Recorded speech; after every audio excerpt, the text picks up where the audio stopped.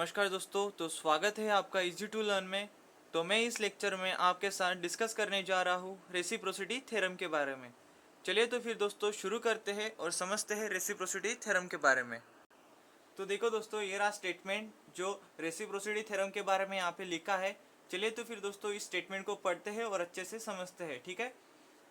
A single voltage source connected across a terminal pair in a network and an ammeter of an equal impedance connected across the another pair of terminal can be interchanged in their position without changing the ammeter reading and vice versa। मतलब कि देखो दोस्तों, ये network है, इस network में to terminal pair है।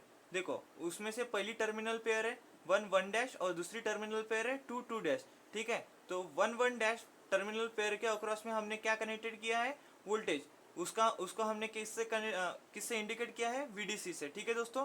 और इस देखो इसके ठीक अल्टरनेट हमने दूसरे टर्मिनल पेयर में क्या कनेक्टेड किया है, एक एमीटर कनेक्टेड किया है जो इतने ही इम्पीडेंस का एमीटर है, ठीक है दोस्तों। तो अब देखो रेसिप्रोसिटी थ्योरम का स्टेटमेंट क्या कहता है, हमें स्टेटमेंट क्या कह रहा है कि हम ये दो सोर्सेस को क्या कर सकते हैं, इंटरचेंज कर सकते हैं without changing the ammeter reading and vice versa. देखो मैंने क्या किया, यहाँ पे देखो इस सर्किट के जो सोर्सेस है वोल्टेज सोर्स और एमीटर को हमने क्या किया, यहाँ पे इंटरचेंज किया। देखो यहाँ का एमीटर मैंने इस जगह इस वोल्टेज सोर्स की जगह लाया और इस वोल्टेज सोर्स को मैं इस एमीटर की जगह लेकर गया without changing the ammeter reading and vice versa, ठीक है दोस्तों।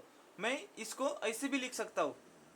देखो यहाँ पे लिखा है मैंने इस स्टेटमेंट के बारे में shortly, in any bilateral passive या फिर linear network the ratio of response to its excitation और वाइस वर्सा। मतलब कि ये देखो ये वाला जो नेटवर्क है, ये वाला नेटवर्क कौन सा भी हो सकता है, बायलैटरल हो सकता है, पैसिव हो सकता है या फिर लीनियर नेटवर्क हो सकता है। इस नेटवर्क में रेसिप्रोसिटी थ्योरम के लिए क्या हो सकता है, रेशो हो सकता है उसका इस रिस्पॉन्स का। ये जो है ये क्या है, रिस्पॉन्स है इस एक्साइटेशन का, ठीक है। तो ये रिस्पॉन्स का रेशो हो सकता है किसके साथ, इस एक्साइटेशन के साथ, या फिर रेशो हो सकता है इस एक्साइटेशन का इस रिस्पॉन्स के साथ, ठीक है दोस्तों। तो चलिए इसके बारे में थोड़ा डीपली देखते हैं और समझते हैं रेसिप्रोसिटी थ्योरम के बारे में।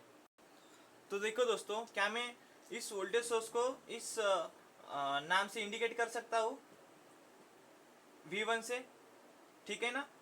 मैंने यहाँ पे Q1 लिखा क्योंकि ये वाला जो वोल्टेज सोर्स है वो कहाँ पे कनेक्टेड है, पहले टर्मिनल पहले पेयर ऑफ टर्मिनल में कनेक्टेड है, इस वजह से मैंने इसको V1 से इंडिकेट किया। अब देखो मैं इस I को किसके साथ इंडिकेट करूंगा, 2 के साथ, I2 के साथ, क्योंकि ये वाला जो एमीटर है ये किसके अक्रॉस कनेक्टेड है, pair of two terminal pair of two के बीच में कनेक्टेड है, ठीक है दोस्तों। इसके वजह से मैं इसको I2 से इंडिकेट करूंगा और यहाँ पे देखो इसको मैं I1 से और इसको V2 से, ठीक है। तो इस सर्किट के ऊपर से मैं ये लिख सकता हूँ, यहाँ पे देखो पहले सर्किट के लिए फॉर नेटवर्क 1, इसके लिए मैं ऐसे लिख सकता हूँ इस डेफिनेशन के थ्रू कि क्या कहती है definition, response upon its excitation और इट्स वाइस वर्सा, मतलब कि एक्साइटेशन अपॉन इट्स रिस्पॉन्स। तो देखो यहाँ पे मैं ऐसे लिख सकता हूँ इस नेटवर्क के लिए V1 अपॉन I2। अब देखो V1 क्या है, V1 है एक्साइटेशन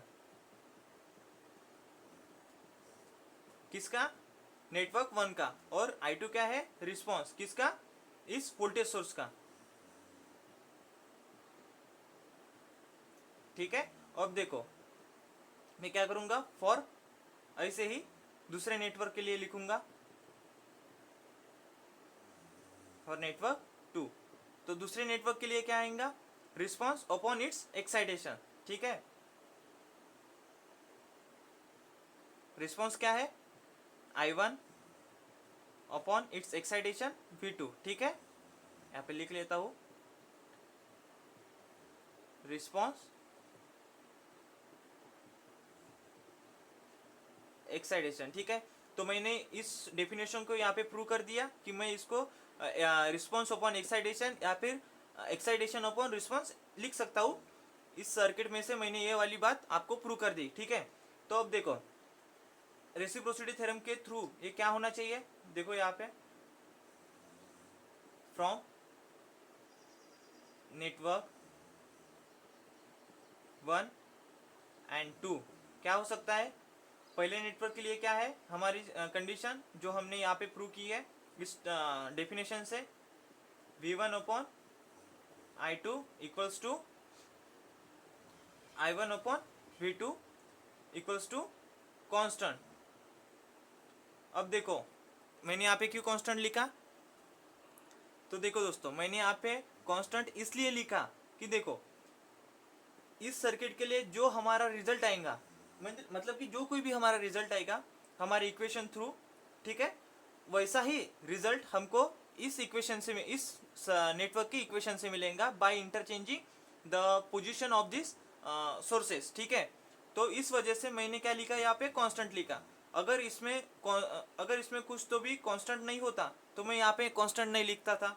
मतलब कि हमको ये पता चलता है इस रेसिप्रोसिटी थ्योरम से कि if I interchange the position of independent source to its response element then the result will be same as its vice versa, ठीक है दोस्तों। तो एक और बात आप रेसिप्रोसिटी थ्योरम के बारे में जरूर याद रखना कि रेसिप्रोसिटी नेटवर्क में सिर्फ एक ही इंडिपेंडेंट सोर्स होना चाहिए, तभी हम उस नेटवर्क को रेसिप्रोसिटी थ्योरम से सोल्व कर सकते हैं, ठीक है। तो ये हो गया दोस्तों रेसिप्रोसिटी थ्योरम के बारे में जो हमने अभी इस लेक्चर में अच्छे से पढ़ा है। चलिए तो फिर दोस्तों मिलते हैं नेक्स्ट लेक्चर में। धन्यवाद।